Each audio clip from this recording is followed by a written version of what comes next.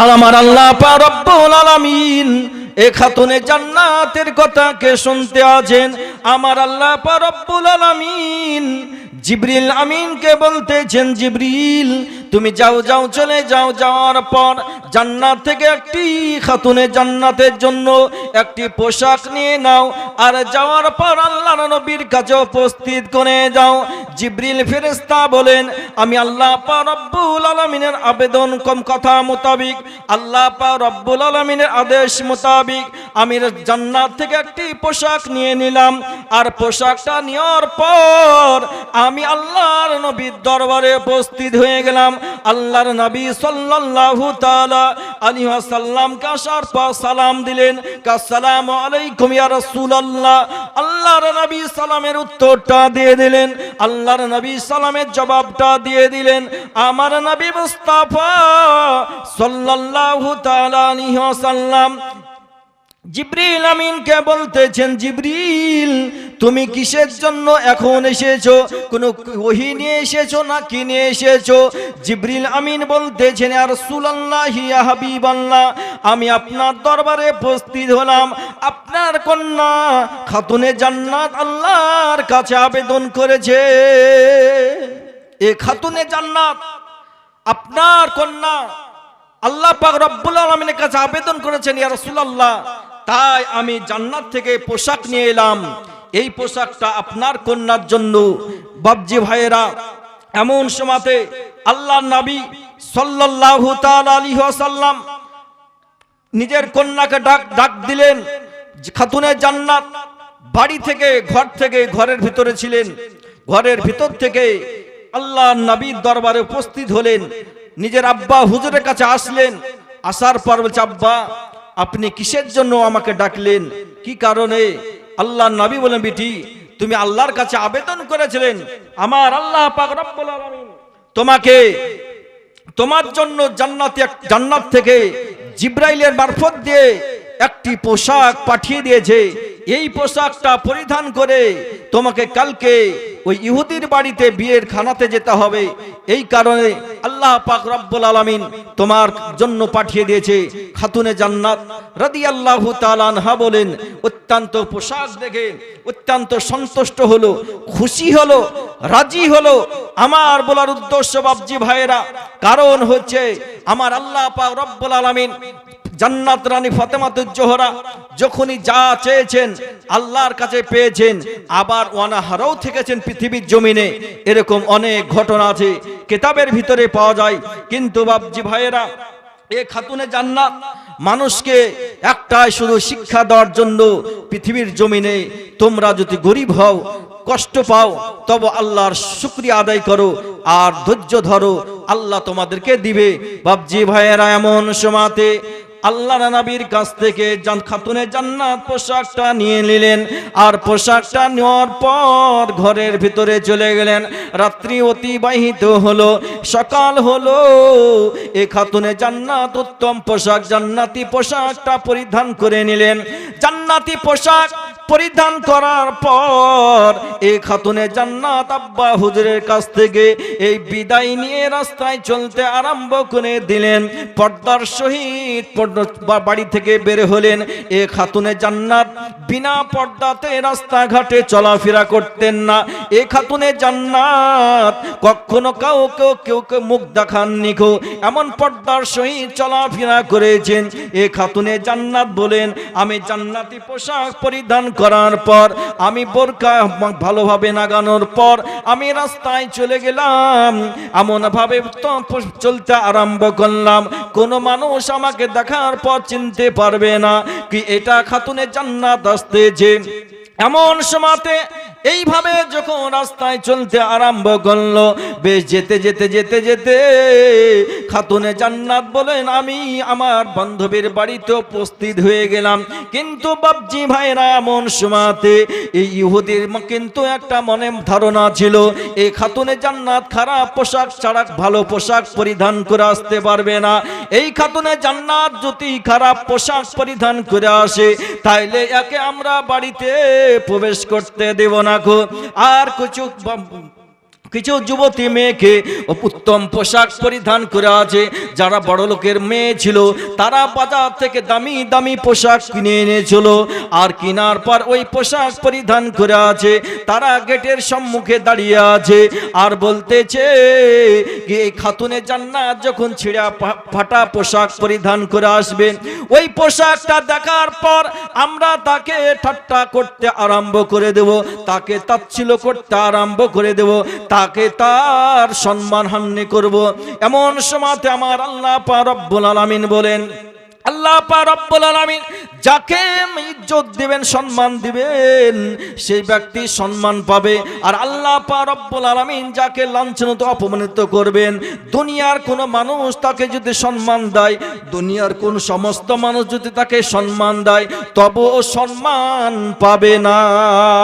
আমার আল্লাহ পাক রব্বুল আলামিন খাতুনে জান্নাতের সম্মান কিভাবে রক্ষা করছেন দেখুন। উত্তম পোশাক দিয়ে দিয়েছেন, জান্নাতি পোশাক। এই পোশাক পরিধান করে যখন ওদের নিকটবর্তী হয়েছে, তার বান্ধবীদের কাছে যখন নিকটবর্তী হয়েছে, ওরা মনে মনে চিন্তা ভাবনা করতেছে। আমাদের ধারণা ছিল কি এই খাতুনে জান্নাত ফাটা পোশাক, ছিঁড়া পোশাক পরিধান করে আসবে, কিন্তু আজকে দেখছি আমাদের বাজারের সবচাইতে দামি পোশাক, আর দামি পোশাকের কাছে মনে হচ্ছে তাচ্ছিল্য।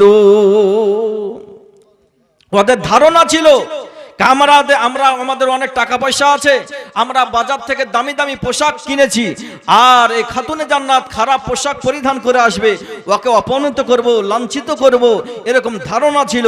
কিন্তু ফাতেমাতুজ জোহরা যখন নিকটবর্তী হলো, তখন ওরা দেখতে পেল এই খাতুনে জান্নাত এমন সুন্দর পোশাক পরিধান করে এসেছে যে আমাদের দামি পোশাকের কাছে, ওর পোশাকের কাছে আমাদের দামি পোশাক কিছুই নয়। তাচ্ছিল্য মনে হচ্ছে কি সবচাইতে কমা পোশাক, আমাদের পোশাকটা কমা, এটাই ওদের মনে হচ্ছে। দেখার পর এই খাতুনে জান্নাতকে ওরা জিজ্ঞাসা করতেছে, হে ফাতেমা, তোমার এত কোন বাজারে বা কোন দোকানে এই পোশাকটা তুমি কিনেছো, আমাদেরকে বলো, আমাদের টাকা আছে, আমরা ওই দোকান থেকে এখনই যাওয়ার পর আমরা খরিদ করে আনবো, কিনে আনবো।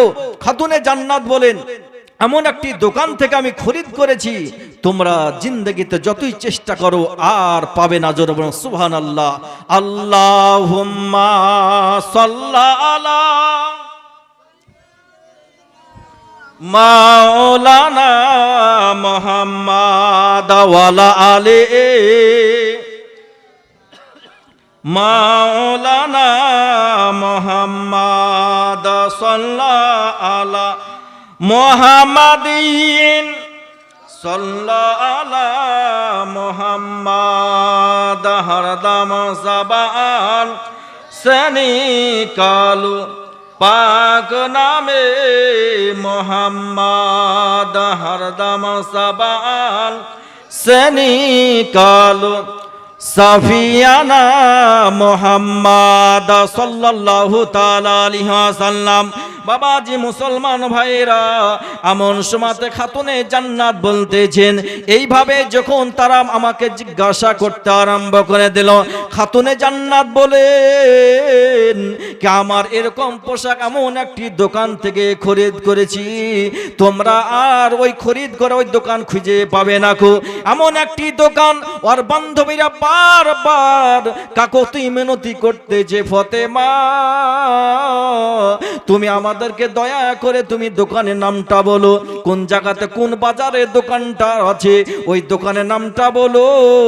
কারণ হচ্ছে আমার তোমার পোশাকের কাছে আমাদের পোশাক মনে হচ্ছে সবচাইতে কমা পোশাক। আমরা এখনই যাওয়ার পর এখনো বরযাত্রী আসেনি গো, বরযাত্রী আসার পূর্বে আমরা ওই দামি পোশাকটা কিনে আনবো, ওই দামি পোশাকটা খরিদ করে আনবো।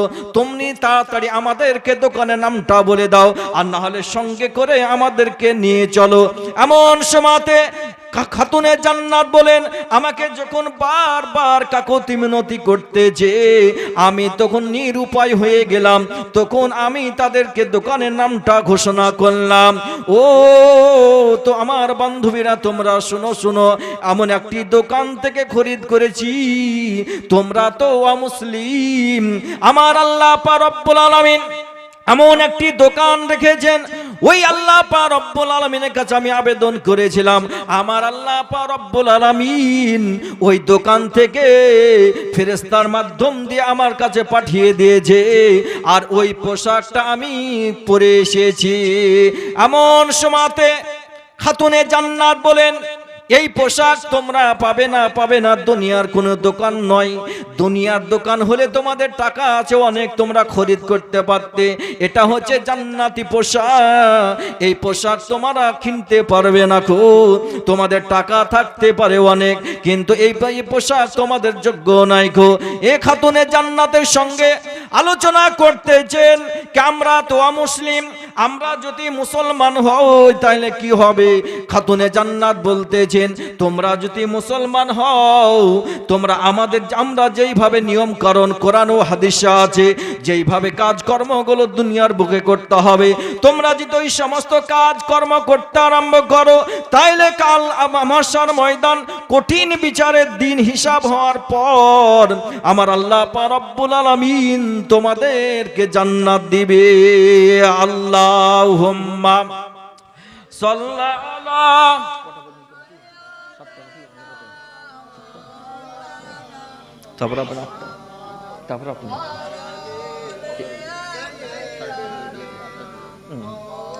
এসব যাবেন নাকি?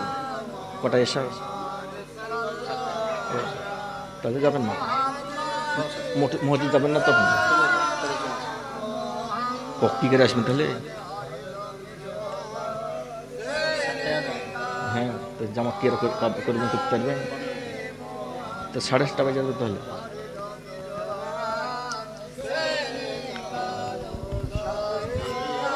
সাল্লাল্লাহু তাআলা আলাইহি ওয়াসাল্লাম এমন সময়তে খাতুনে জান্নাত বলেন, তোমরা যদি ইসলাম ধর্ম কবুল করে নাও, আর যেইভাবে কোরআন হাদিসের আদেশ আছে সেইভাবে তোমরা যদি পালন করতে লাগো, আমার আল্লাহ পাক রব্বুল আলামিন কাল মাহশার ময়দান কঠিন বিচারের দিন যদি আমি আল্লাহর কাছে সুপারিশ করব, তোমাদের যদি কোনো বেড়াতে আটকে যাও, তোমরা কোনো জালে যদি ফেসে যাও, আমি আল্লাহ পাক রব্বুল আলামিনের কাছে আবেদন করব, আমি তোমাদের জন্য আমি সুপারিশ করে জান্নাতে প্রবেশ করাবো। আমি হচ্ছে সমস্ত নারীদের জান্নাতের সর্দারিনী, আমি তোমাদেরকে সঙ্গে করে নিয়ে যাব। তার বান্ধবীরা অনেক ছিল। এই কথা শোনার পর কিতাবের ভিতরে পাওয়া যায় তারা পবিত্র কলমা পড়ে ইসলাম ধর্ম কবুল করেছে। আল্লাহুম্মা হেঁটে ওইটা বলছি, কালি তো বলছি আমি এখন 15-7 আদান করে দেয় ভালো। আমরা তো করে দিয়েছি দিদি। হ্যাঁ হ্যাঁ, এই পৃথিবীর সৃষ্টি তোমার, এই পৃথিবীর সৃষ্টি তোমার নামের ওসিলায়, ও মদিনার কামলিওয়ালা, ও মদিনার কামলিওয়ালা সালাম তোমায়। জোরে বলুন সুবহানাল্লাহ। এই পৃথিবীর সৃষ্টি তোমার নামের ওসিলায়, এই পৃথিবীর সৃষ্টি তোমার নামের ওসিলায়, ও মদিনার কামলিওয়ালা সালাম তোমায়। আকাশ জমিন পাহাড় পর্বত, আকাশ জমিন পাহাড় পর্বত চন্দ্র তারা সবই তোমার নূরের ইশারায়। তোমার নামে তোমার শানে পড়লে দুরুদ, তোমার শানে পড়লে দুরুদ হৃদয় যে জোড়ায়। ও মদিনার কামলিওয়ালা সালাম তোমায়। এই পৃথিবীর সৃষ্টি তোমার নামের ওসিলায়, ও মদিনার কামলিওয়ালা সালাম তোমায়। তোমার নামের আশিক যারা, তোমার নামের আশিক হলো যারা দোজাহানে ধন্য হলো তারা, এই আশিকে যেন তোমার কদমে লুটায়। ও মদিনার কামলিওয়ালা সালাম তোমায়, এই পৃথিবীর সৃষ্টি তোমার নামের ওসিলায়। ও মদিনার কামলিওয়ালা সালাম তোমায়। আমার আল্লাহ পাল্লার নবী সাল্লাল্লাহু তাআলা আলাইহি ওয়াসাল্লামের কন্যা খাতুনে জান্নাত এই কথা শোনার পর তার বান্ধবীরা যখন এইভাবে শোনার পর তখন তারা ইসলাম ধর্ম কবুল করলো। ওই জায়গাতে খানা সমাপ্ত করার পর আল্লাহর নবীর দরবারে উপস্থিত হয়ে গেলেন। খাতুনে জান্নাত বলেন, ইয়া রাসূলুল্লাহ ইয়া হাবিবাল্লাহ, ওই ইহুদির বাড়িতে যাওয়ার পর বিশাল বড় একটা ঘটনা ঘটে গেছে। আমার নবী মুস্তাফা বলেন, বিটি ফাতেমা রে, কি ঘটনাটা ঘটেছে? জান্নাত রানী ফাতেমা দুজ্জোহরা বলেন, আব্বা হুজুর, আমাকে তারা ছোট করার জন্য এরকম সিদ্ধান্ত নিয়েছিল। তারা মনে মনে আশা তাদের ছিল, তারা তাদের আশাতে নিরাশা হয়ে গেছে। এমন সময়তে তাদের নিকটবর্তী যখন আমি হয়ে গেলাম, আমার পোশাক দেখার পর তাদের মনটা আস্তে আস্তে ছোট হয়ে গিয়েছিল, কিন্তু উল্টো হয়ে গিয়েছিল। এমন সময়তে আমাকে দোকানের নাম জিজ্ঞাসা করলো। এইভাবে ঘটনাটা বলার পর খাতুনের জান্নাত বলেন, ইয়া রাসূলুল্লাহ ইয়া হাবিবাল্লাহ, আমার কাছে তারা অনেকজন, আমার বান্ধবী সেই জায়গাতে ছিল, অনেকজন বান্ধবী পবিত্র কলমা পড়ে ইসলাম ধর্মটা কবুল করে নিয়েছে। বাবাজি মুসলমান ভাইয়েরা, আমার বলার উদ্দেশ্য, আমার আল্লাহর নবী সাল্লাল্লাহু তাআলা আলাইহি ওয়াসাল্লাম অদৃশ্যর খবরদাতা, গায়বের সংবাদদাতা নবী। নবী আমার তার জন্য নিষেধ করেননি। ও মুসলিম ছিল নবী আমার জানেন সেই জায়গাতে যদি আমার কন্যা চলে যায়, আর পোশাকটা দেখার পর অনেকজন ব্যক্তি তারা পবিত্র কলমা পড়ে ইসলাম ধর্মটা কবুল করে নিবে। আমার নবী মুস্তাফা যেই সমস্ত জিনিসে শরীরে স্পর্শ করেছে, হাত যেই রুমালে যদি হাতটা নবী মুস্তাফার লেগে গেছে, ওই বাড়ির কোনো বাড়িতে যদি নবী মুস্তাফার হাতটা ঠেকে গেছে দেওয়ালে, তো বাড়ির মানুষের মনটা পরিবর্তন হয়ে গেছে। হাদিস শরীফের ভিতরে পাওয়া যায়, নবী আমার সাহাবায়ে কেরামকে সঙ্গে করে নিয়ে রাস্তায় দিয়ে চলে যাচ্ছেন। শুরু একটা সামান্য রাস্তা, এই রাস্তা দিয়ে চলে যাচ্ছে, যেতে যেতে যেতে নবী আমার বললেন, এই বাড়িটার মুখে দাঁড়িয়ে যাও। ওই বাড়ির দেওয়ালের ধার দিয়ে রাস্তা দিয়ে চলে যাচ্ছেন। আর ওই বাড়ির মানুষেরা অমুসলিম ছিল, বেধর্মিক ছিল। তারা দেখেছে দূর থেকে আল্লাহর নবী আসছে, ওর চেহারা ওর কথাবার্তা শোনার পর অমুসলিম হলে মুসলমান হয়ে যায়। ওরা আলোচনা করছে, অমুসলিম ওদের বাড়ি দূর থেকে দেখতে পেয়েছে কি নবী আসছে। তোরা বলতেছে এই নবী আসছে মানে আর নবীর কথা আমাদের কান পর্যন্ত যেন না পৌঁছায়, কারণ এই নবীর কথা যদি কান পর্যন্ত পৌঁছে যায় তাইলে কিন্তু মানুষ মুসলমান হয়ে যায়। আমাদের ধর্ম, বাপদাদার ধর্ম ছেড়ে ওর ধর্ম তো চলে যাবে, তাহলে আমরা ওর কথাও যেন শুনতে পাবো না, আর জানে ওর মুসলিম থেকে আমরা মুসলমান হবও না খো, আমাদের ধর্ম ত্যাগ করে অন্য ধর্মে আমাকে যেতেও হবে না খো। তার জন্য ওরা কাজ করলো, বাড়ির জানালা দরজা গেট সব বন্ধ করে দিল, যেন নবীর কথা কান পর্যন্ত না আসে। এমন সময়তে আমার নবী মুস্তাফা সাল্লাল্লাহু তাআলা আলাইহি ওয়াসাল্লাম সেই রাস্তা দিয়ে যেতে যেতে যেতে যেই বাড়ির অমুসলিম মানুষেরা তারা জানালা দরজা সব বন্ধ করে দিয়েছিল, ঘরের ভিতরে চুপচাপ বসে আছে। এমন সময়তে নবী আমার তাদের জানালার কাছে যাওয়ার পর ওই জায়গাতে সাহাবায়ে কেরামকে নিয়ে দাঁড়িয়ে আছে, আর নবী মুস্তাফার হাত মুবারক এই দেওয়ালেটা ঠেকে গিয়েছিল, দেওয়ালে লেগে গিয়েছিল। এমন সময়তে সাহাবায়ে কেরাম আছেন, এমন সময়তে আমার আল্লাহ পাক রব্বুল আলামিন ওই বাড়ির মানুষের কাছে কান পর্যন্ত নবীর কথা পৌঁছে দিয়েছিল। আমার আল্লাহ পাক রব্বুল আলামিন যদি ইচ্ছা করেন সব দেওয়াল কেন যতই কাজ দিয়ে ঘর করুক, আমার আল্লাহ পাক রব্বুল আলামিন ইচ্ছা করলে সেই জায়গাতে পৌঁছে দিতে পারবেন। কারণ হচ্ছে কিতাবের ভিতরে পাওয়া যায় মানুষ মৃত্যুর হাত থেকে বাঁচার চেষ্টা করে, কেতাবের ভিতরে পাওয়া যায় মানুষ এমন একটি ঘর তৈরি করেছিল, মানে কোনো ফুটো বা ছিদ্র ছিল না। আজ মৃত্যুর আগে ওই ঘরের ভিতরে ঢুকে যাব, আর ইজরাইল ফেরেশতা আমার জান কবজ করতে পারবে না, এইরকম ঘর তৈরি করেছিল। আর যখন ওই ঘরের ভিতরে ছেলেরা রেখেছে, আর মৌতের যখন সময় হয়ে গেছে, আর ইজরাইল ফেরেশতা যাওয়ার পর জানটা কবজ করে নিয়েছে, জান কবজ করে নিয়েছে। কিন্তু বাবজি ভাইরা, ইজরাইল ফেরেশতার জন্য জানালা দরজার গেটের প্রয়োজন হয় না, ঠিক চলে যাবে, যাওয়ার পর আপনার সময় হলে জান কবজ করে নেবে। যেমন কেতাবের ভিতরে পাওয়া যায়, সুলাইমান পয়গম্বর আলাইহিস সালাম বাতাসকে হুকুম দিলে বাতাস প্লেনের মতন কাজ করত, প্লেনের মতন, জাহাজের মতন কাজ করতো, এক জায়গা থেকে অপর জায়গা উড়িয়ে নিয়ে চলে যেত। তো উনার একজন উম্মত আসার পর বলছেন, হুজুর আমাকে নিজের গ্রামে আর ভালো লাগছে না, এই বাগিচা পাড়াতে আর ভালো লাগছে না, হুজুর আমাকে মক্কা শহরে পাঠিয়ে দেন, বাতাসকে আপনি বললে তো নিয়ে চলে যাবে, তা আপনি একটু হুকুম বলেন, আমাকে এই নিজের গ্রামে আর ভালো লাগছে না।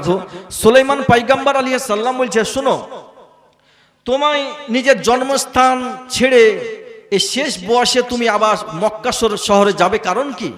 মক্কাতে যাওয়ার কি দরকার তোমার? তোমার তো এখন যাই যাই অবস্থা, তুমি আর কতদিন বাঁচবে? কয়েক বছর হয়তো বাঁচবে, কি বাঁচবে না? বলছে, না হুজুর আপনি বলেন। ওই ব্যক্তির উদ্দেশ্য ছিল, মানে মালাকুল মউত আর চতুর্দিকে ঘুরছে, ও মালাকুল মউতকে চিনতে পেরেছে, আর মালাকুল মউত আসার কোনো মানুষকে আসার পর দাওয়াত দিতে আসবে না, ওর জান কবজ করতে চলে আসবে। ওই ব্যক্তি এই কারণে নিজের জন্মস্থান ত্যাগ করে পালাবার চেষ্টা করছে মক্কা শহর। আর সুলাইমান পয়গম্বর আলাইহিস সালাম বলছে, তোমাকে যেতে হবে না, বোঝাবার চেষ্টা করছেন। ও ব্যক্তি বলছে, না হুজুর আমি যাবই, আপনি বাতাসকে অনুমতি দেন। বাতাসকে বলা হলো, বাতাসে উড়িয়ে নিয়ে চলে গেছে। আর যেমনই মক্কা শহরে নেমেছে, আর মালাকুল মউত গাপ করে জানটা কবজ করে নিয়েছে।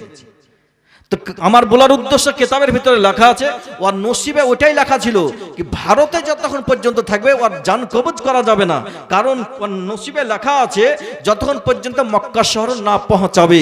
তো যার যার যেখানে নসিবে লেখা আছে তার সেখানে মৌত হবে, মৃত্যু হবে। যার যেখানে লেখা আছে, কেউ অ্যাক্সিডেন্টে লেখা থাকলে অ্যাক্সিডেন্ট হয়ে মারা যাবে, কেউ যদি হার্ট অ্যাটাকে লেখা থাকে হার্ট অ্যাটাক করে মারা যাবে। যার যেইভাবে লেখা আছে একমাত্র আল্লাহ পাক রব্বুল আলামিন জানেন। তো আমি যেই কথা বলছিলাম, আল্লাহর নবী সাল্লাল্লাহু তাআলা আলাইহি ওয়াসাল্লাম সেই জায়গায় দাঁড়িয়ে আছেন, আর ওদের ইহুদির তারা অমুসলিম ছিল, জানালা দরজা বন্ধ করে দিয়েছে নবীর কথা শুনবে না বলে। এমন সময়তে আমার আল্লাহ পাক রব্বুল আলামিন ওই জানালা নবী মুস্তাফার কথাগুলোকে একবারে ওদের কান পর্যন্ত পৌঁছে দিয়েছে। জানালা দরজা বন্ধ করেও কাজ হয়নি গো।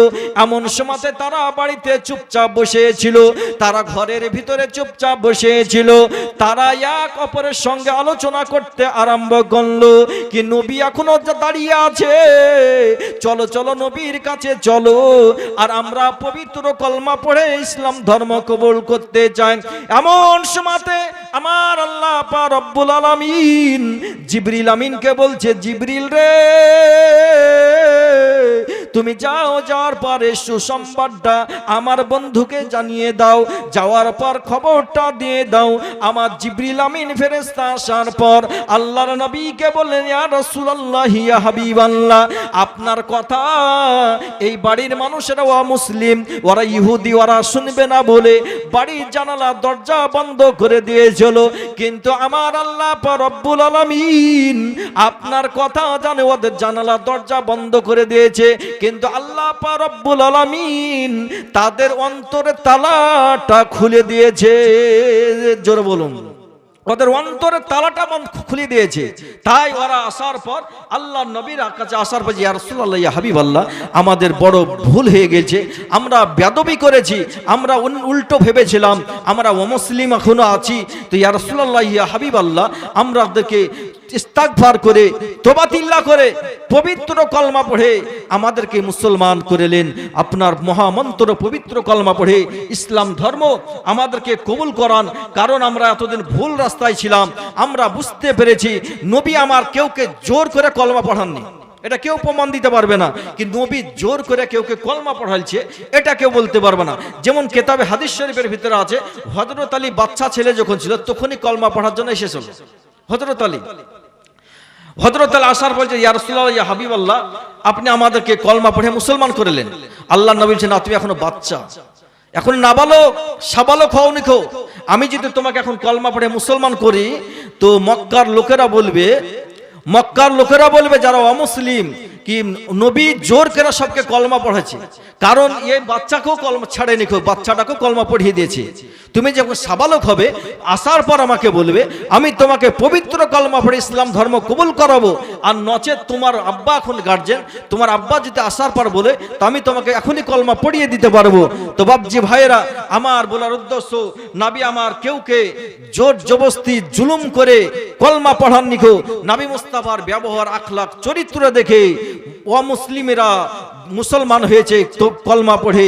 যেমন তাইফের মানুষ আজকে নবীকে আমার অনেক কষ্ট দিয়েছিলেন, তাইফ শহরে যখন গিয়েছিলেন, কিন্তু তাইফে যাওয়ার পর নবী আমার অনেক কষ্ট, তাইফের মানুষ পাথরের আঘাত করেছিল, কিন্তু আল্লাহ পাক রব্বুল আলামিনের কাছে ফারিস্তারা যাওয়ার পর আবেদন করলো, আল্লাহ একবার অনুমতি দাও, তোমার বন্ধুকে যা কষ্ট দিয়েছে তাইফের মানুষ, একবার যদি অনুমতি দিয়ে দাও, তাইলে তাইফ শহরকে তুলোর মতন ধুনে দেব, কোনো বাড়িঘর কিছু রাখবো না, মিসমার করে দেব, বালিতে পরিণত করে দেব। আল্লাহ পাক রব্বুল আলামিন বললেন, ফেরেশতা তোমাদেরকে বালিতে পরিণত করতে আমি অনুমতি দিব না, তবে আমার বন্ধুর কাছে চলে যাও, আমার বন্ধু যদি তোমাদেরকে অনুমতি দেয় তবে তোমরা মিসমার করে দাও, আর আমার বন্ধু যদি না অনুমতি দেয় তাহলে তোমরা করিও না। আল্লাহ নবীর দরবার কাছে উপস্থিত হলেন, নবী আমার রক্তমাখা জামা নিয়ে আছেন বেহুশে। ফেরেশতারা আসার পর বললেন, ইয়া রাসূলুল্লাহ, ইয়া হাবিবাল্লাহ, আল্লাহর কাছে অনুমতি চেয়েছিলাম, আমার আল্লাহ পাক রব্বুল আলামিন অনুমতি দেননি, আপনার কাছে পাঠিয়ে দিয়েছে, আপনি যদি একবার অনুমতি দিয়ে দেন তো তাইফ শহরকে আমরা রেজা বালি করে দেব, ফাঁকা মরুভূমি করে দেব, বাড়ি ঘর কিছুই রাখবো না গো, একবার অনুমতি দেন ইয়া রাসূলুল্লাহ, ইয়া হাবিবাল্লাহ, একবার আপনি শুধু অনুমতি দিয়ে দেন।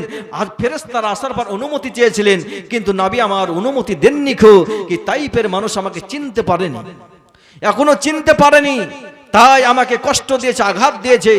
আল্লাহর কাছে দোয়া করছেন নবী, আল্লাহ তাইফের মানুষকে তুমি হেদায়েত দান করো, আমাকে জানে তারা চিনতে পারে, আমাকে চিনতে পারে, পবিত্র কলমা পড়ে মুসলমান হয়ে যাবে। নবীকে যখন পরে চিনতে পারল তাইফের মানুষ, এই তাইফ শহরের মানুষরা পবিত্র কলমা পড়ে ইসলাম ধর্ম কবুল করেছিল।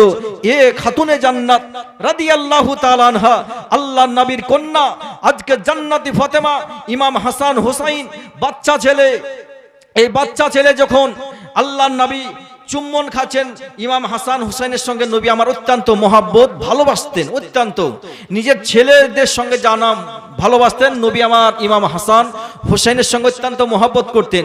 কিরকম মহাব্বত করলে বুঝতে পারবেন, ইমাম হুসাইন বসে আছেন আর নবী মুস্তাফার একটা ছোট্ট ছেলে বসে আছে, এমন সময়তে নবী আমার ইমাম হুসাইনের সঙ্গে অত্যন্ত মহব্বত, আনন্দ ফুর্তি করছেন লাতির সঙ্গে।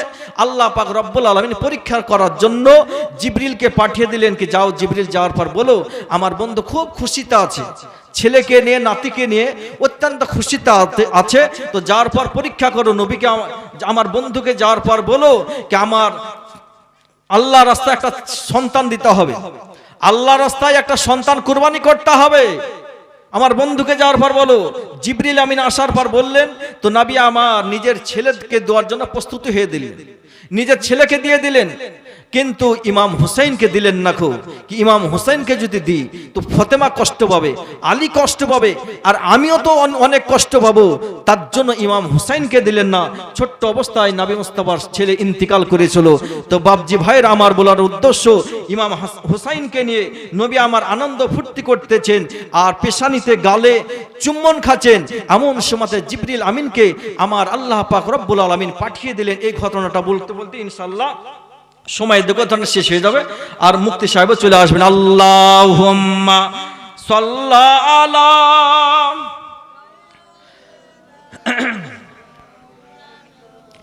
মুহাম্মাদ ওয়া আলা আলি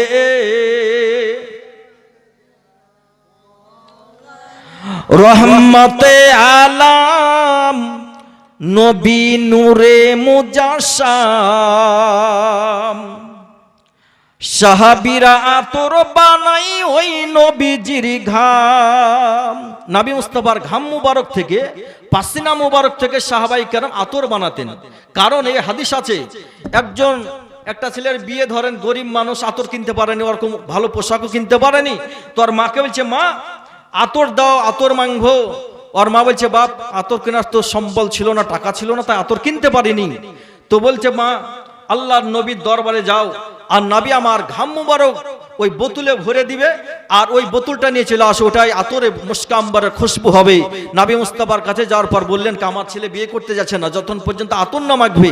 আর নবী আমার ঘাম মুবারক চুচার পর বোতলে দিয়ে দিলেন, আর আসার পর লাগালেন, তো মুস্কে আম্বরের চাইতে খুশবু বেশি। জলম সুবহানাল্লাহ। তাই কবি বলেন, রহমতে আলাম, রহমতে আলাম, নবী নূরে মুজাশশাম, সাহাবীরা আতর বানাই ওই নবীজির ঘাম, সাহাবীরা আতর বানাই ওই নবীজির ঘাম। জোরে বলো সুবহানাল্লাহ। চিনো জানো মানো, চিনো জানো মানো, কেমন আমার নবীজি, যাহার পাগল চন্দ্র সূর্য তারকারাজি, যাহার পাগল চন্দ্র সূর্য তারকারাজি। বাবা আরো শুনবানি সুন্দর কাহিনী, জান্নাতের ওই রুমে রুমে, জান্নাতের ওই রুমে রুমে, জান্নাতের ওই গেটে গেটে নবীর নাম লিখা। রহমতে আলম নবী নূরে মুজাশশাম, সাহাবীরা আতর বানাই ওই নবীজির ঘাম, সাহাবীরা আতর বানাই ওই নবীজির ঘাম। জোরে বলো সুবহানাল্লাহ। উস্তুনে হান্নানা একটি খেজুর গাছের নাম, উস্তুনে হান্নানা একটা এরকম খেজুর গাছের নাম।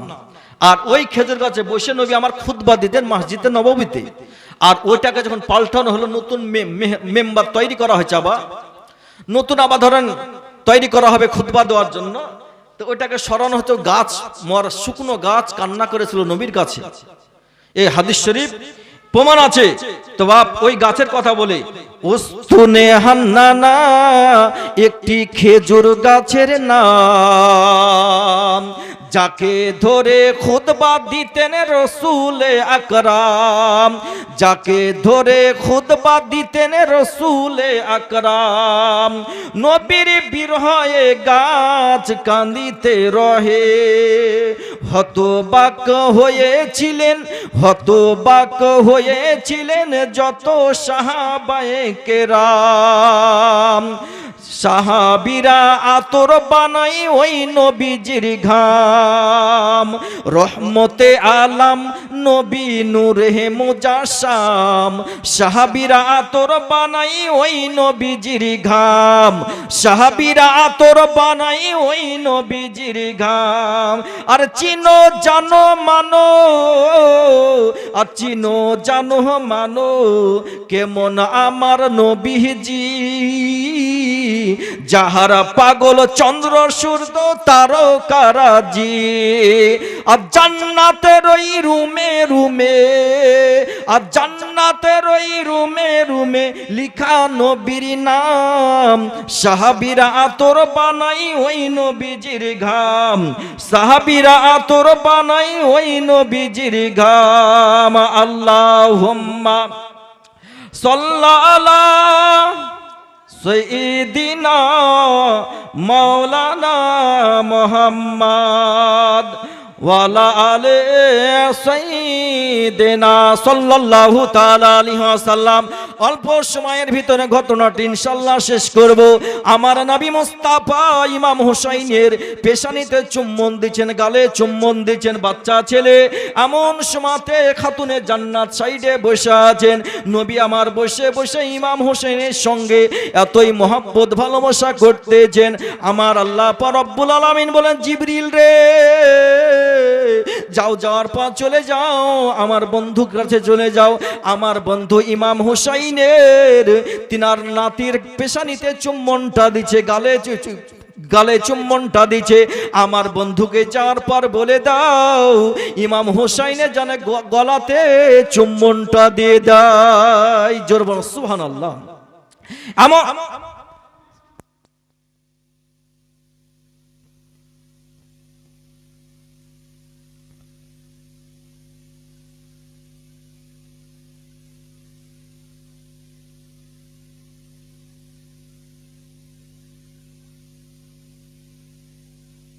মাওলানা মুহাম্মদ ওয়ালা আলি সাইয়্যিদিনা মাওলানা মুহাম্মদ সাল্লাল্লাহু আলা মুহাম্মাদিন সাল্লাল্লাহু।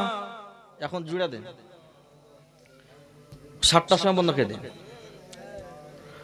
পাক নামে মুহাম্মদ সাল্লাল্লাহু তাআলা আলাইহি ওয়াসাল্লাম। আমার নবী মুস্তাফা কাছে জিবরিল আমিন আসার পর বললেন, হাবিবি ইয়া রাসূলুল্লাহ, আল্লাহ পাক রব্বুল আলামিন আমাকে পাঠালেন, আপনি ইমাম হুসাইনের গলাতে চুম্বনটা দিয়ে দেন। আমার আল্লাহর নবী সাল্লাল্লাহু তাআলা আলাইহি ওয়াসাল্লাম বলেন, জিবরিল, আমি ইমাম হুসাইনের পেশানিতে চুম্বন দিয়েছি, গালে চুম্বন দিয়েছি। এই গলাতে কিসের জন্য আমি চুম্বন দিব আমি একটু জানতে চাই। আমার আল্লাহ পাক রব্বুল আলামিন জিবরাইলের মারফত দিয়ে জানিয়ে দিলেন। আমার জিবরিল আমিন বলতেছেন, ইয়া রাসূলুল্লাহ, ইয়া হাবিবাল্লাহ, আপনি যদি ইমাম হুসাইনের গলাতে চুম্বনটা দিয়ে দেন, পৃথিবীর জমিন থেকে আপনি চলে যাবেন। কাল মাহশার ময়দানের পূর্বে এমন একটি ময়দান তৈরি হবে, আজকে জালসা মিলার সমস্ত জায়গাতে আলোচনা হবে। কারবালার ময়দানে ইমাম হুসাইন চলে যাবে, আর যাওয়ার পর আপনার নাতিকে একজন ব্যক্তি শহীদ করবে।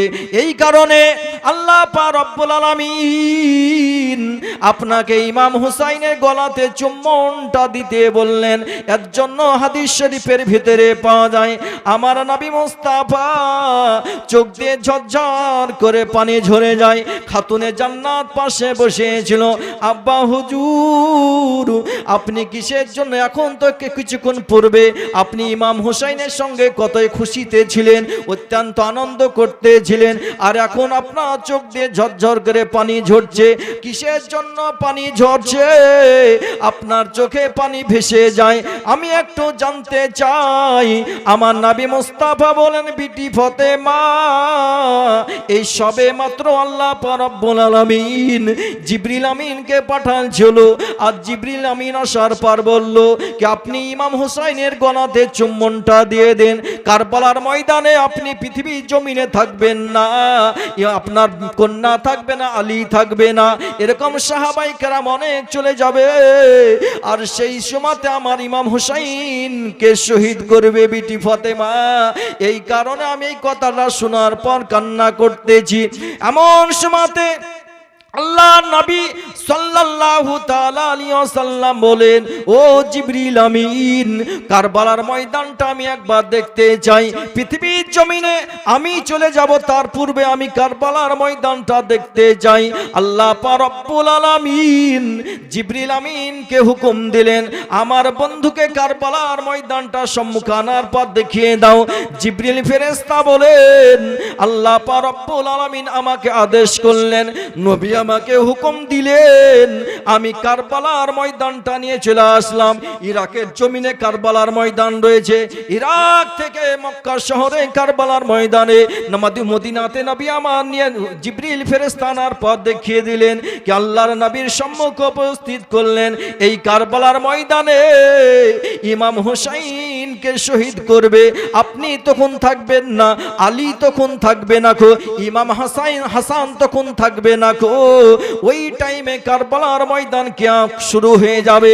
এমন সময় আমার নবী মুস্তাফা বলেন, জিবরিল, আমরা তো থাকবো না, কিন্তু কিসের কারণে ঘটনাটা ঘটবে এবং কার সঙ্গে ঘটবে এটা একটু জানতে চাই। জিবরিল আমিন বলেন, ইয়া রাসূলুল্লাহ, ইয়া হাবিবাল্লাহ, আপনার আমার সাহাবায়ে কেরামের ভিতর থেকে এমন একজন সাহাবী রয়েছে, ও আর দুনিয়াতে বেটা দুনিয়াতে হবে, তার এজিদ, তার নাম হবে, ওই এজিদের সৈন্যবাহিনী এজিদ পাঠাবে। এইভাবে আল্লাহর নবী বললেন। আর জিবরিল আমিন সমস্ত ইতিহাস দেখাচ্ছেন, আল্লাহর নবী বলেন, জিবরিল ওই কারবালার ময়দানে ইমাম হোসাইন যেদিন শহীদ হয়ে যাবে, সারা পৃথিবীর মানুষ কিভাবে জানতে পারবে, মানুষ কিভাবে বুঝতে পারবে, আমি সেটা একটু জানতে চাই। আমার আল্লাহ রব্বুল আলামিন জিবরিলকে বললেন, ও জিবরিল, কারবালার ময়দান থেকে এক মুষ্ঠ মাটি নিয়ে নাও আর সাদা বোতলে ভরে দিয়ে দাও। ওই বোতলটা যেদিন, বোতলের ভিতরে মাটিটা যেদিন আজকে রক্ততে পরিণত হয়ে যাবে, সেই দিনকে কারবালার ইমাম হোসাইন শহীদ হয়ে যাবে। অদৃশ্যর খবরদাতা গাইবে সংবাদদাতা নবী আমার। এমন সময় ওই বোতলটা এমন সময় খাতুনে জান্নাতকে দিতে পারতেন, হযরত আলীকে দিতে পারতেন, আবু বকর সিদ্দিককে দিতে পারতেন, নবী আমার উম্মে সালমাকে দিলেন। উম্মে সালমাকে দিলেন, কারণ হচ্ছে যেই টাইমে কারবালার ময়দান তৈরি হবে, সেই টাইমে কে থাকবে দুনিয়াতে আর কে থাকবে না নবী আমার জানেন। এই জ্ঞান আল্লাহ পাক রব্বুল আলামিন নবীকে দিয়েছেন। তো উম্মে সালমা সেই টাইমে হায়াতে থাকবেন, তার জন্য ওনার হাতে, নবী মুস্তাফার বিবি হচ্ছেন, তিনার হাতে বোতলটা দেওয়া হলো। উম্মে সালমা শুনো, এই বোতলের ভিতরে মাটি ভরা আছে। কারবালার ময়দানের যেই দিনকে দেখবে এই বোতলের মাটি রক্ততে পরিণত হয়ে গেছে, আমার ইমাম হুসাইন রাদিয়াল্লাহু তাআলা আনহু কারবালার ময়দানে শহীদ বরণ করবে। তো বাবজি ভাইরা আমার বলার উদ্দেশ্য, নবী আমার সাহাবায়ে কেরামের সম্মুখে এ ঘটনা আলোচনা করেছেন, এ ইতিহাস আলোচনা করেছেন। কিন্তু বাবাজি মুসলমান, আজকে কারবালার ময়দান অনেকজন ব্যক্তি অনেক রকম বলে, আজকে টাকার লোভে, সিংহাসনের লোভে মারামারি হয়েছে, কারবালার ময়দান হয়েছে। কিন্তু না বাপ, কখনো না। নবী বংশের সন্তানেরা কখনো টাকা পয়সার, সিংহাসন, চেয়ারের লোভ নাই, চেয়ারের লোভ করেননি। কারণ হচ্ছে তিনারা সর্বদা সৎ রাস্তায় সৎভাবে চলাফেরা করেছেন। কারণ কিতাবের ভিতরে পাওয়া যায়, হাদিস শরীফে পাওয়া যায়, ইমাম হাসান রাদিয়াল্লাহু তাআলা আমিরে মুয়াবিয়া রাদিয়াল্লাহু তাআলা ইন্তিকালের পর, আমিরে মুয়াবিয়া রাদিয়াল্লাহু তাআলা পৃথিবীর জমিনে বেঁচে ছিলেন, তিনি সিংহাসন চালাচ্ছেন। তারপর ইমাম হাসানকে দিয়েছিলেন। ইমাম হাসান রাদিয়াল্লাহু তাআলা কয়েক মাস চালার পর দেখলেন পরিস্থিতি খুব ভালো নয়। তো আমি এই সিংহাসনে না বসে, মুখ্যমন্ত্রীর চেয়ারে বা প্রধানমন্ত্রীর চেয়ারে আমি না বসে আমিরে মুয়াবিয়াকে আবার পুনরায় দিয়ে দিই। তো তিনি আবার আমিরে মুয়াবিয়াকে দিয়ে দিলেন, হুজুর আপনি চালান, তারপরে পরে তখন আপনি যখন হায়াতে থাকবেন না, তারপরে দেখা যাবে। তো আমিরে মুয়াবিয়া রাদিয়াল্লাহু তাআলা চালাচ্ছেন।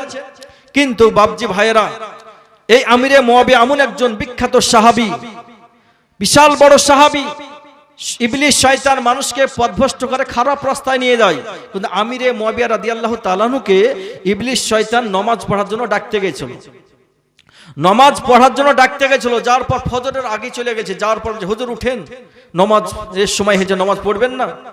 আমিরে মুয়াবিয়া রাদিয়াল্লাহু তাআলা উঠার পর বলছে, তুমি কে? তো আমি শয়তান। তো শয়তান তো খারাপ রাস্তায় নিয়ে যাবে, তুমি আমাকে নামাজ পড়ার জন্য ডাকছো? তো বলছে, না হুজুর, একদিন ভুল করেছি, আর ভুল করব না।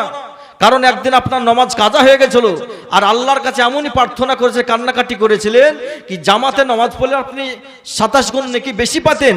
কিন্তু আল্লাহ পাক রব্বুল আলামিন আপনার ব্যবহারে, আখলাতে, চরিত্রতে এত সন্তুষ্ট, খুশি হয়েছিল, আল্লাহ পাক রব্বুল আলামিন 70টি জামাতের সব বেশি দান করেছিল। তাহলে আপনি এখন উঠে যাবেন আর একটা জামাতে নামাজ পড়বেন, তাহলে একটা জামাতে সব পাবেন, তাহলে 69টি জামাতের সব বাকি থেকে যাবে। এই কারণে আপনাকে ডাকা। তো বাবজি ভাইরা আমার বলার উদ্দেশ্য, এই ইবলিস শয়তান মানুষকে সময়তে ভালো কাজের জন্য ডাকতে যায়। বড় পীর আব্দুল কাদের জিলানী রহমাতুল্লাহ আলাইহির কাছে গিয়েছিল, তিনি চিনতে পেরে গিয়েছিলেন। তো বাপ আমার বলার উদ্দেশ্য, ইমান আল্লাহর নবী সাল্লাল্লাহু তাআলা আলাইহি ওয়াসাল্লাম আজকে উম্মে সালমার কাছে এই বোতলটা দিয়ে দিলেন আর বলে দিলেন এইভাবে কাজটা হবে। ইমাম হাসান রাদিয়াল্লাহু তাআলা, আমিরে মুয়াবিয়া রাদিয়াল্লাহু তাআলা ইন্তিকালের পূর্বে একটা চিঠি লিখেছেন, আমি আর চালাতে পারছি না, আমার যাই অবস্থা, আমি মদিনাতে চিঠিটা পৌঁছাবার আর সময় নাই। তো তিনার ছেলের হাতে দিয়েছিলেন, এজিদের হাতে, কি তুমি এই চিঠিটাকে নেওয়ার পর আমার ইন্তিকালের পর এই চিঠি ইমাম হাসানকে দিয়ে দিবে, আর ইমাম হাসান তারপরে এই চিঠি পাওয়ার পর ঠিক সিংহাসনে বসার পর রাজত্ব চালাবেন। কিন্তু এজিদ তখন উল্টো কাজ করেছিল, ইন্তিকাল তেনার বাবার ইন্তিকালের পর উল্টো কাজ, বিপরীত কাজ করেছিল, চিঠি আর দেয়নিখো, আর নিজেই সিংহাসনের মালিক হয়েছিল, যেন আমাকে বাদশাহ হিসাবে মানবে আর আমার পায়ে আমার হাতে হাত দিয়ে সবাই চুম্বন দিবে, আর আমি অত্যন্ত খুশি আনন্দিত। তো ইমাম হাসান রাদিয়াল্লাহু তাআলা আনহু পৃথিবীর জমিনে হায়াতে আছেন। এজিদ দেখলো এক কাজ করতে হবে, এরা একসঙ্গে সবকে সাল্লা হবে না গো। তো ইমাম হাসানকে আগে কিভাবে মারা যায়, দুনিয়া থেকে সরানো যায়, সেই কাজটা আমাকে করতে হবে। তো এজিদ তখন মানুষ লাগালো, মানুষ লাগানোর পর ইমাম হাসান রাদিয়াল্লাহু তাআলাকে মারার অনেক চেষ্টা করেছিল, কিন্তু মারতে পারেনি গো। তারপরে দেখলো কি এইভাবে তো কাজ হচ্ছে না গো। তো একজন মহিলাকে ঠিক করলো কি এই মহিলাকে যদি লক্ষ লক্ষ টাকা লোভ লালসা দেওয়া যায়, লক্ষ লক্ষ টাকার লোভ লালসা দিতে পারা যায়, তাহলে ওই টাকার লোভে ইমাম হাসান রাদিয়াল্লাহু তাআলা আনহুকে কতল করে দিবে বা যেইভাবে হোক শহীদ করে দিবে। আর আমরা তারপরে ইমাম হোসাইনের কাছে যাব, ইমাম হোসাইনের কাছে তারপর চিঠি পাঠাবো। তো বাবাজি মুসলমান ভাইয়েরা এইভাবে এই ছক করেছিল। তো মাইমুনা কুটনি বলে একজন মহিলা ছিল, মাইমুনা কুটনি বলে একজন মহিলা ছিল। তো এই মহিলাকে ঠিক করলো, তারা কি ইমাম হাসানকে তুমি যদি বিষ পান করাতে পারো তাহলে তুমি লক্ষ লক্ষ টাকা পাবে, অনেক জমি জায়গা পাবে, এরকম টাকা পয়সা লোভ লালসা দিয়ে চলো। তো বাবাজি মুসলমান ইমাম হাসান রাদিয়াল্লাহু তাআলা আনহু বাড়তে থাকেন, আবার ইসলাম ধর্মের জন্য এখানে ওখানে ছুটে যান, কাজকর্ম বিভিন্ন সফরে যান, এইভাবে কাজ করতে আছে। এমন সময়তে এই মাইমুনা কুটনি দেখলো হঠাৎ নতুন বাড়িতে একটা ঢোকার পর কোনো জিনিস খাওয়াতে পারা যাবে না, তাহলে এক কাজ করতে হবে। অত্যন্ত পণ্ডিত মহিলা ছিল, তো কাজ করলো কি এই মাইমুনা কুটনি কাজ করলো কি আমি ইমাম হাসানের বাড়িতে যাওয়ার পর বিবি জায়দার সঙ্গে ইমাম হাসান রাদিয়াল্লাহু তাআলা বিবির সঙ্গে আমাকে আগে সম্পর্ক করতে হবে, বোন বলে হোক, খালা বলে হোক, মামি বলে হোক, একটা সম্পর্ক আনতে হবে। তার সঙ্গে যখন মহব্বত ভালোবাসা হবে, বিভিন্ন রকমের কথাবার্তা আলোচনা হবে, তাহলে তখন আমি সব খবর আস্তে আস্তে পাবো, তারপরে আমি কাজটা করতে পারবো ঠিকঠাক ভাবে, আমাকে বুঝতে পারবে না, ধরতেও পারবে না খো। তো এই মাইমুনা কুটনি তখন ইমাম হাসান রাদিয়াল্লাহু তাআলা আনহু যখন বাড়ি থেকে বাইরে চলে যান, আর ওই টাইমে বাড়িতে যাওয়ার পর ঢুকার পর বলছে বুবু ভালো আছো, বিবি জায়দার কাছে যাওয়ার পর যে ভালো আছো এরকম গল্প টল্প বিভিন্ন রকম করে, নিজেরও কিছু মনের কথা বলে। আর তাহলে নিজের মনের কথা দেখবেন কোনো জায়গাতে যখন আপনি কোনো ছেলের সঙ্গে বা কোনো মানুষের সঙ্গে নিজের বিভিন্ন রকমের মনের ব্যথা হোক, ভালো কথা খবর হোক, আপনি যখন ওর সঙ্গে আলোচনা করবেন তা আপনার সঙ্গে ওই ব্যক্তিও কিছু আলোচনা করবে। তো এইভাবে যখন মাইমুনা কুটনি আলোচনা করতে আরম্ভ করলো বিবি জায়দার সঙ্গে, বিবি জায়দা তখন বিভিন্ন রকমের কথাবার্তা আলোচনার বাড়ির গল্প করতে আরম্ভ করলো। এইভাবে প্রথম দিন চলে যায়, আবার দ্বিতীয় দিন চলে আসে। মাইমুনা কুটনি যখন ইমাম হাসান রাদিয়াল্লাহু তাআলা আনহু বাড়ি থেকে বেরিয়ে যান, তখন মাইমুনা কুটনি বাড়িতে ঢোকার পর এইভাবে বিভিন্ন রকম গল্প, আস্তে আস্তে ভালোবাসা মহব্বত তৈরি হলো। মাইমুনা কুটনি বিবি জায়দার সঙ্গে ভালোবাসা তৈরি হলো, বিবি জায়দার মাইমুনা কুটনির সঙ্গে ভালো হলো। বিবি জায়দা দেখছে মেয়েটা তো অত্যন্ত ভালোই তো বলতে হবে, কথাবার্তা তো খারাপ মনে হয়েছে না গো, কিন্তু আর ছক যে ভিতর আলাদা ছিল এটা তো আর জানতে পারছে না, বুঝতে পারছে না গো। এই বিবি জায়দা বসে আছে, মাইমুনা কুটনি বসে গল্প অনেক হয়েছে, আর বলতেছে বোন তোমার স্বামী তখন বাড়ি নাই, ইমাম হাসানকে আমি অত্যন্ত ভালোবাসি, অত্যন্ত মহব্বত করি, আমাদের সম্পর্ক ভাই হয়, অত্যন্ত ভালোবাসি, এরকম বিভিন্ন রকমের কথাবার্তা বলে। কিন্তু বাবাজি মুসলমান এইভাবে কথাবার্তা বলতে আছে, আর বলতেছে কি বোন তাহলে ইমাম হাসান কি কি খাবার খেতে ভালোবাসে, কি কি খাবার খেতে ভালোবাসে? তো বিবি জায়দা বলেছিল পায়েস খেতে ভালোবাসে, মধু খেতে ভালোবাসে, খেজুর খেতে ভালোবাসে, এরকম খাবারের নাম বলেছিল। তো মাইমুনা কুটনি তখন এই খবর পাওয়ার পর বাড়ি চলে গিয়েছিল। দ্বিতীয় দিন যে ওকে বিষ দেওয়া হয়েছিল ওই বিষ এবার পায়েস রান্না করলো, বাড়িতে একবারে ভালোভাবে দুধ দিয়ে পায়েস তৈরি করলো, আর এই পায়েসের সঙ্গে বিষ মিশিয়ে দিয়েছিল। একবার দুশে পেশ আল্লাহুম্মা সাল্লি আলা মাওলানা মুহাম্মদ ওয়ালা আলে মাওলানা মুহাম্মদ সাল্লাল্লাহু তাআলা আলাইহি ওয়াসাল্লাম। এমন সময়তে মাইমুনা কুটনি তখন ইমাম হাসান রাদিয়াল্লাহু তাআলা আনহুর বাড়িতে এমন সময়তে প্রবেশ করবে, দেখলো ইমাম বাইরে দাঁড়িয়ে আছে, মফস্বল জায়গাতে দাঁড়িয়ে আছে মাইমুনা কুটনি। ইমাম হাসান যখন বাড়ি থেকে বেরিয়ে যাবে আর সেই টাইমে আমি বাড়িতে প্রবেশ করব। এমন সময়তে ইমাম হাসান রাদিয়াল্লাহু তাআলা আনহু যখন বাড়ি থেকে চলে গেলেন, এই মাইমুনা কুটনি বাড়ির ভিতরে প্রবেশ করলো। প্রবেশ করার পর বলতেছে, বিবি জায়েদা, ও বোন জায়েদা, তুমি কিরকম আছো, ভালো আছো না মন্দ আছো? এইভাবে কথাবার্তা বলার পর বলতেছে, বুবু আমার থাকার সময় বেশি নাই, খুব বাড়িতে অনেক কাজ কর্ম ফেলে এসেছি, তোমাকে অত্যন্ত ভালোবাসি বলে তোমাকে এক পাক দেখার জন্য এসেছি। আর একটা পায়েস তৈরি করেছি ভালোভাবে। এই পায়েসটা ইমাম হাসান, আমার ভাই হোক, ইমাম হাসান খেতে অত্যন্ত পছন্দ করে, ভালোবাসে বলে আমি পায়েসটা তৈরি করেছি। আমার ভাই তো এখন বাড়িতে নাই, ইমাম হাসান তো বাড়িতে নাই গো। ইমাম হাসান যখন বাড়িতে আসবে, এই পায়েসটা আমি নিজে হাতে তৈরি করেছি, এই পায়েসটা ইমাম হাসানকে খেতে দিবে। বলতেছে পায়েস যখন ইমাম হাসান আসবে তখন খেতে দিও। ইমাম হাসান রাদিয়াল্লাহু তাআলা আনহু যখন বাড়ি ফিরে আসলেন, তখন মাইমুনা কুটনি পায়েসটা দেওয়ার পর কথা বলে চলে গেছে বিদায় নিয়ে। আর তারপরে যখন ইমাম হাসান রাদিয়াল্লাহু তাআলা আনহু বাড়িতে যখন প্রবেশ করলেন, তো বিবি জায়েদা বলতেছে, একজন মহিলা এসেছিল আমার সঙ্গে কিছুদিন থেকে, অত্যন্ত সম্পর্ক ভালো মহিলা, অত্যন্ত কথাবার্তা চরিত্র ব্যবহার অত্যন্ত ভালো ওই মহিলার। তো আপনার জন্য ওই ব্যক্তি নিজে, ওই মহিলা নিজে হাতে পায়েস তৈরি করেছে, এই পায়েসটা আপনি অত্যন্ত পছন্দ করে ওই জানে, তার জন্য আপনার জন্য ওই দিয়ে গেছে, তা আপনি পায়েসটা খেয়ে নেন। ইমাম হাসান রাদিয়াল্লাহু তাআলা আনহু এই পায়েস যখন খেয়ে নিয়েছেন, তারপরে ভিতরে জ্বলতে আরম্ভ করেছে, ছটফট করতে আরম্ভ করেছে। ইমাম হাসান রাদিয়াল্লাহু তাআলা আনহু বলেন, বিবি জায়েদা, এই পায়েসে যে কি না জানি ছিল, আমার ভিতরটা জ্বলতে আরম্ভ করেছে, আমার ভিতর জ্বলে পুড়ে যায়। বিবি জায়েদা রে, আমার নবী মুস্তাফা রওজা মুবারকে নিয়ে চলো, আমার নবী দরবারে নিয়ে চলো, আর তাহলে তাছাড়া কোনো পরিত্রাণ পাওয়া যাবে না, এই বিপদ থেকে উদ্ধার পাওয়া যাবে না গো। বিবি জায়েদা ইমাম হাসান রাদিয়াল্লাহু তাআলা আনহুকে হাতটা ধরার পর সঙ্গে করে নিয়ে চলে গেলেন। যাওয়ার পর আল্লাহর নবী রওজার পাশে বসে গেলেন। আর বসে যাওয়ার পর ইমাম হাসান রাদিয়াল্লাহু তাআলা আনহু আল্লাহর নবীর কাছে প্রার্থনা করতেছেন, ইয়া রাসূলুল্লাহ, ইয়া হাবিবাল্লাহি সাল্লাল্লাহু তাআলা আলাইহি ওয়াসাল্লাম, আপনি আমার জন্য একটু আল্লাহর কাছে ফরিয়াদ করুন। আমাকে কোন মুনাফিক এই পায়েসের সঙ্গে বিষ পান করিয়ে খাইয়ে দিয়েছে, আমার শরীর এখন ছটফট করতেছেন।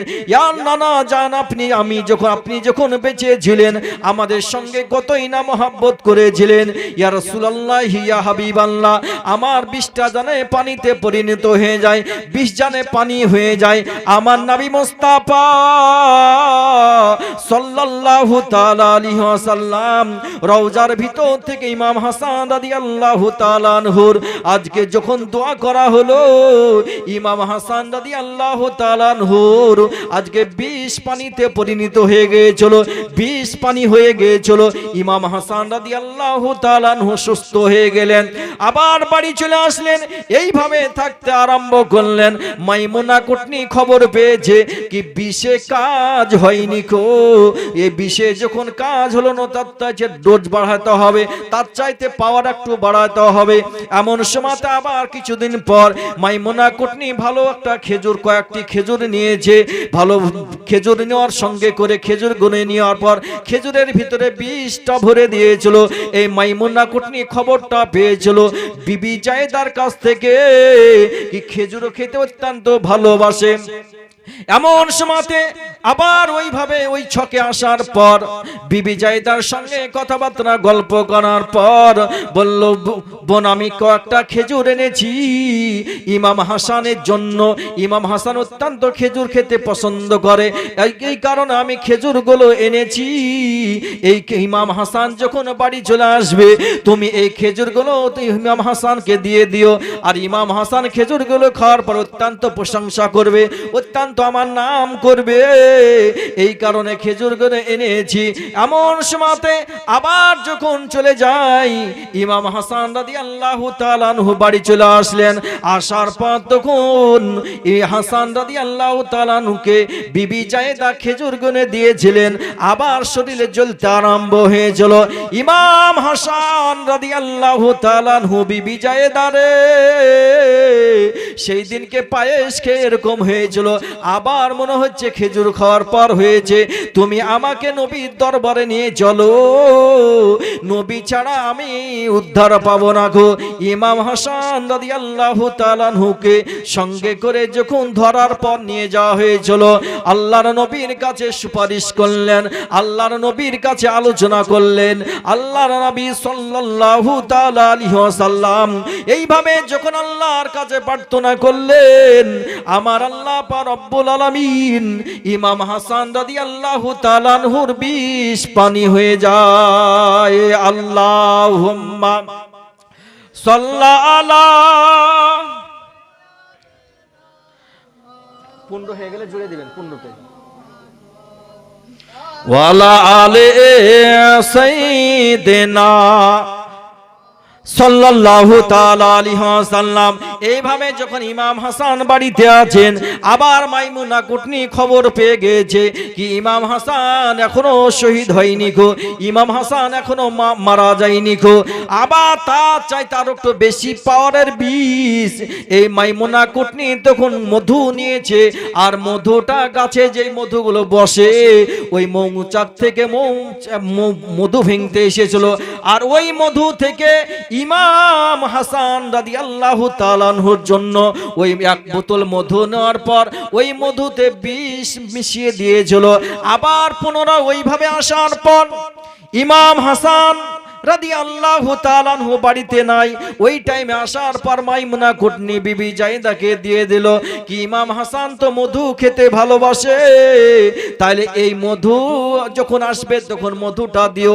টাটকা গাছে ভাঙছিল আমাদের বাড়ির কাছে, এই মধুটা আমি ইমাম হাসানের জন্য নিয়েছি, এই মধুটা অত্যন্ত ভালো টাটকা মধু। এইভাবে কথা বলার পর মধু দিয়ে চলে যায়। বাবাজি মুসলমান ভাইয়েরা, এইভাবে মধু দেওয়ার পর ইমাম হাসান যখন বাড়ি ফিরে আসলেন, আবার যখন মধু খেয়েছেন ওইভাবে আবার জ্বলতে আরম্ভ করেছে। আল্লাহ নবীর দরবারে নিয়ে যাওয়ার পর তখন এইভাবে কথা বললেন, আল্লাহর নবীর কাছে আলোচনা আবেদন করলেন, আল্লাহর নবীর মহান স্রষ্টার দরবারে আবেদন করলেন। আবার বিষ পানিতে পরিণত হয়ে যায়, বিষ আবার পানি হয়ে যায়। মুসলমান বাবাজি ভাইয়েরা, এইভাবে যখন আবার বাড়ি ফিরে চলে আসলেন, এইভাবে কিছুদিন আবার অতিবাহিত হওয়ার পর মাইমুনা কুটনি তখন চিন্তা ভাবনা করতেছে, এজিদদেরকে বলতেছে, ইবনে জিয়াদের সঙ্গে আলোচনা করতেছে। বিষের ধাপে ধাপে বিষের পাওয়ার বাড়া হয়েছিল, কিন্তু ইমাম হাসানের বিষে ক্ষতি করতে পারা যায়নি। কারণ হচ্ছে আল্লাহ যতই পাওয়ারের বিষ পান করানো হোক না কেন, যতই পাওয়ারের বিষ খেয়ে নেক, ইমাম হাসান যখন নবীর দরবারে চলে যাবে আর নবী যখন সুপারিশ করবে বিষ পানি হয়ে যাবে, তখন বিষ পানি হয়ে যাবে। তো মাইমুনা কুটনি বলতেছে সব চাইতে বেশি পাওয়ার এমন বিষ দিতে হবে যেন আর চলতে না পারে, হাঁটতেও না পারে, তবে কত কাজ হবে। আর যতই পাওয়ারের বিষ দিই না কেন, যদি নবীর দরবারে চলে যায় তো পরিত্রাণ পেয়ে যাবে, বিষ পানি হয়ে যাবে। তেমনই বিষ দিতে হবে জানে আজকে চলতে না পারে, ভিতর থেকে জানে সব ফেটে যায়, এতই পাওয়ারের বিষ দিতে হবে। তারা আলোচনা করলো, করার পর বলতেছে এক কাজ করো, তাহলে এইভাবে কাজ হবে না, তাহলে বেশি পাওয়ারের এমন একটা বিষ দেওয়া হলো, হীরা জহরা। এই বিষের অত্যন্ত মারাত্মক পাওয়ার, মানুষ খাওয়ার সঙ্গে সঙ্গে অন্যরকম হয়ে যাবে। আর চলার কথা বলার শক্তি থাকবে না কো, চলার শক্তি থাকবে না কো। তো সেই বিষ পুড়িয়া করার পর চুলের খোপার ভিতরে ভরে নিল আর চলতে আরম্ভ করলো রাস্তাতে। আর এদিকে বিবি জায়েদা মনে মনে ভাবছে আমার স্বামীকে প্রত্যেকদিন এইভাবে বিষ খাওয়াচ্ছে কে, এই আসামি কিভাবে ধরতে হয় সেই ব্যবস্থা করতে হবে। কারণ আমি তাহলে নবীর দরবারে যাব আর নবী রওজার পাশে বসে বসে, নানা রওজার পাশে বসে বসে আমি একটু দোয়া করব, আল্লাহ নবীর কাছে দোয়া করব জানে আমরা আসামিকে ধরতে পারি, কোন ব্যক্তি বিষ পান করাছে আমার স্বামীকে যেন আসামি ধরতে পারা যায়। এই কারণে বিবি জায়েদা ওই টাইমে বাড়িতে কিন্তু ইমাম হাসান রাদিয়াল্লাহু তাআলা আনহু আছেন, শরীরটা খুব ভালো নয়, তাই ইমাম হাসান রাদিয়াল্লাহু তাআলা আনহু বাড়িতে আছেন। আর এদিকে বিবি জায়েদা তখন ইমাম হাসান রাদিয়াল্লাহু তাআলা আনহুর বোনকে রেখে দিলেন বাড়িতে। কারণ কি তুমি তোমার ইমাম হাসানকে একটু দেখভাল করো, আমি নবীর রওজাতে যাব, যাওয়ার পর দোয়া খাইর করার পর আমি পুনরায় বাড়ি ফিরে চলে আসব। এর ভিতরে কোনো জিনিস যদি তোমার ভাই চাই তো অবশ্যই তুমি দিবে। জাইনাব ওই টাইমে বাড়তে ছিল, এই বিবি জাইনাবকে রেখে দিলেন ইমাম হাসানের কাছে। আর বিবি জায়েদা তখন আল্লাহ নবীর রওজাতে চলে গেলেন। এমন সময়তে ইমাম হাসান রাদিয়াল্লাহু তাআলা আনহু বাড়িতে আছেন।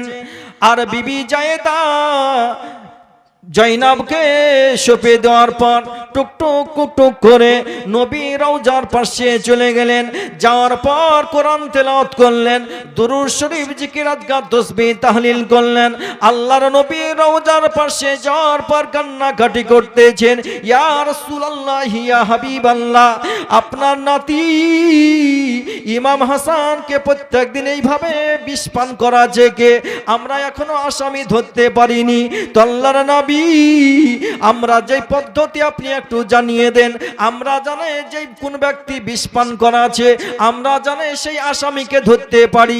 মুসা পয়গম্বর আলাইহিস সালামের জামানায় এরকম একটা ঘটনা ঘটেছিল, একজন ব্যক্তি কতল করে দিয়েছিল একজনকে, আর অপরজন একজন ব্যক্তি কতল হয়ে গিয়েছে।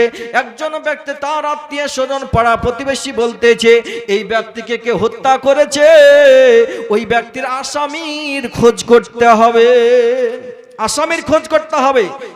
লম্বা চড়া ঘটনা বাপ, কারণ হচ্ছে সময় হাতে কম। তো ইমাম ওই ব্যক্তিকে হত্যার আসামি ধরতে হবে, তো মুসা আলাইহিস সালামের কাছে গেলছিলেন। মুসা আলাইহিস সালাম বললেন ঠিক আছে এক কাজ করো, অনেক ঘটনা অনেক ছেড়ে দিয়েছি, সামনে উদাহরণস্বরূপ। তো মুসা আলাইহিস সালাম বললে তোমরা একটা গাভী জবাই করতে হবে, আর গাভীটা জবাই করার পর যখন ওই মুর্দা ব্যক্তির জিহ্বাতে এক টুকরো গোশত লাগিয়ে দিবে, তখন ওই মুর্দা ব্যক্তি জীবিত হওয়ার পর বলে দেবে কোন ব্যক্তি তাকে মার্ডার করেছে, কতল করেছে সেটা বলে দেবে। তো ওই কাজটা করা হয়েছিল।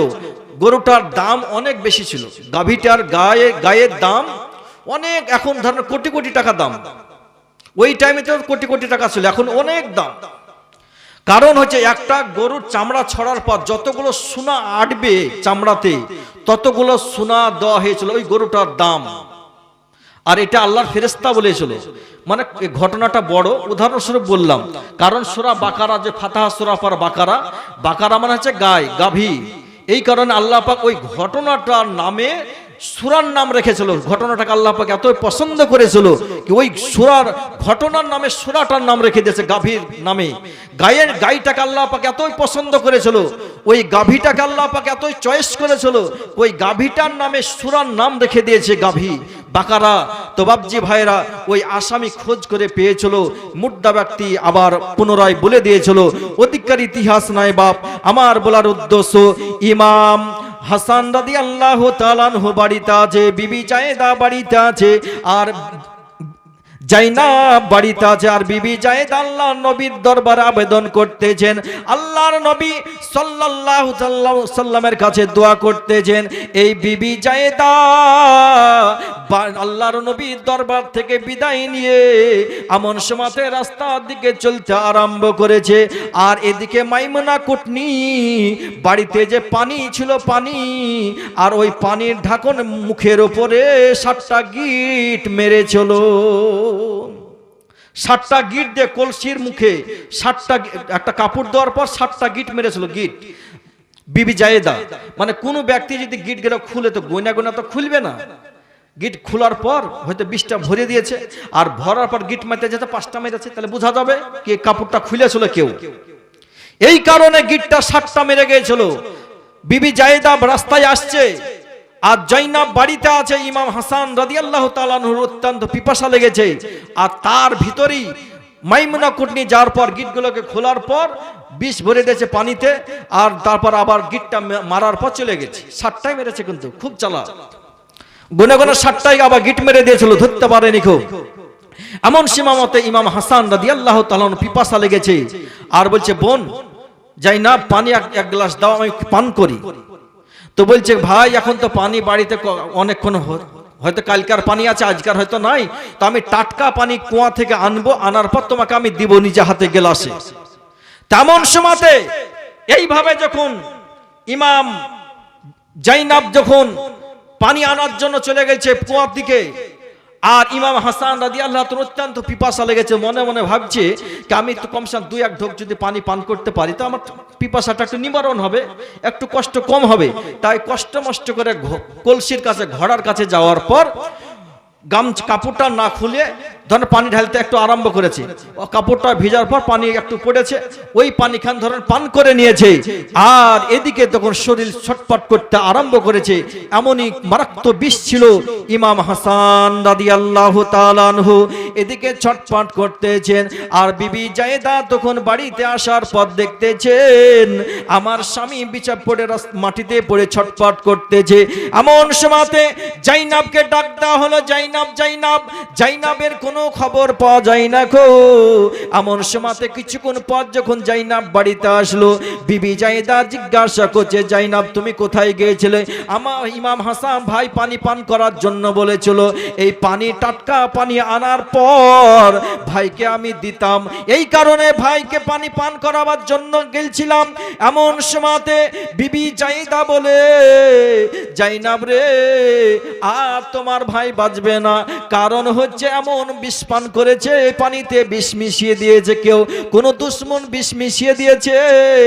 আর এই বিষে আজকে মারাত্মক বিষ আছে, কারণ ইমাম হাসান রাদিয়াল্লাহু তাআলা আনহুর কলজগুলো, লাড়িগুলো আজকে ভিতর থেকে বমি হয়ে বের হতে আরম্ভ হয়েছিল। এমন সময়তে বিবি জায়েদা বলে জাইনাব তোমার ভাই চির বিদায় হয়ে যাবে। ইমাম হাসান রাদিয়াল্লাহু তাআলা অত্যন্ত কষ্ট হচ্ছে, রক্তর মতন বমি হতে আরম্ভ করেছে। আজকে কলেজগুলো টুকরো টুকরো হয়ে বের হতে আরম্ভ হয়েছে, লাড়িগুলো বের হতে আরম্ভ হয়েছে। এমন সময়তে ইমাম হাসান বলেন বিবি জায়েদা তোমার আমার ছেলেকে ডাকো, আবুল কাসিমকে ডাকো, আমার ভাই ইমাম হোসাইনকে ডাকো, কারণ হচ্ছে আমি আর বাঁচবো না। আল্লাহুম্মা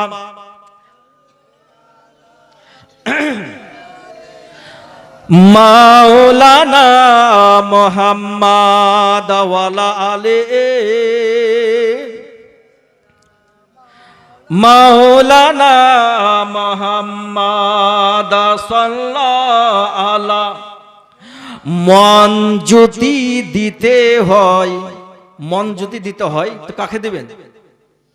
কাকে দেবেন? নবীকে দিতে হবে। আর নবীকে যদি মন দিতে পারেন তো আপনার জীবন সাকসেসফুল হয়ে যাবে। তাই কবি বলেন মন যদি দিতে হয় নবীকে দিও, ভালো যদি বাঁচতে হয় নবীকে বাসো। তোমার কষ্ট যন্ত্রণা, তোমার কষ্ট যন্ত্রণা যিনি সইতে পারেন না, ওই নবীজির মহব্বতে, ওই নবীজির মহব্বতে দুরুদ পড়িও, ওই নবীজির মহব্বতে মিলাদ করিও। মন যদি দিতে হয়, মন যদি দিতে হয় নবীকে দিও। সারা জীবন কানলেন নবী, সারা জীবন কানলেন নবী, এই যে দুনিয়ায় এখনো কাঁদেন তিনি সোনার মদিনায়। জোরে বলুন সুবহানাল্লাহ। সারা জীবন কাঁদেন তিনি এই যে দুনিয়ায়, এখনো কাঁদেন তিনি সোনার মদিনায়। জানের চেয়ে বেশি তাকে, জানের চেয়ে বেশি তাকে ভালোবাসিও। মন যদি দিতে হয় নবীকে দিও। তোমার কষ্ট যন্ত্রণা, তোমার কষ্ট যন্ত্রণা যিনি সইতে পারেন না, ওই নবীজির মহাব্বতে, ওই নবীজির মহাব্বতে দুরূদ পড়িও। জোরে বলুন সুবহানাল্লাহ। হাসরের ময়দানে, হাসরের ময়দানে নবী থাকিবেন সিজদায়। কাল মাহশার ময়দান, কঠিন বিচারের দিন, নবী আমার সিজদায় পড়ে যাবে। আর আল্লাহ সূরা দুহার ভিতরে বলেছে ওয়ালা সাউফা ইউতিকা রাব্বুকা ফাতারদা। বন্ধু, তুমি যতক্ষণ পর্যন্ত হাসরের ময়দানে সন্তুষ্ট না হবে ততক্ষণ পর্যন্ত আমি আল্লাহ তোমাকে দিতে থাকবো। যতক্ষণ পর্যন্ত নবী আমার সন্তুষ্ট খুশি না হবে, নবী আল্লাহ নবীকে দিতে থাকবেন। কি দিতে থাকবেন? উম্মতকে যেন জান্নাতে নিয়ে যেতে পারে। এটার জন্য নবী আমার সুপারিশ করবেন, সিজদায় পড়ে আল্লাহর কাছে কান্না করবেন। তাই কবি বলেন হাসরের ময়দানে, হাসরের ময়দানে থাকি নবী থাকিবেন সিজদায়। আমার আশিক উম্মত যেন, আমার আশিক উম্মত যেন জান্নাত পেয়ে যায়। ওই নবীজির মহাব্বতে, ওই নবীজির মহাব্বতে মিলাদ করিও। ভালো যদি বাঁচতে হয় নবীকে বাসো। মন যদি দিতে হয় নবীকে দিও। নবীর দিদার একবার যদি, নবীর দিদার একবার যদি নসিব হয়ে যায়, জাহান্নামের আগুন, জাহান্নামের আগুন তাকে দেখিয়া পালায়। পাগলদের দিদার দিয়ে, পাগলদের দিদার দিয়ে নবী ধন্য করিও। ওই নবীজির, ওই নবীজির মহাব্বতে দুরূদ পড়িও। জোরে বলুন সুবহানাল্লাহ। মন যদি দিতে হয় নবীকে দিও। ভালো যদি বাঁচতে হয় নবীকে বাসো। জাহান্নামের গেটে যাকে পাওয়া যাইবে,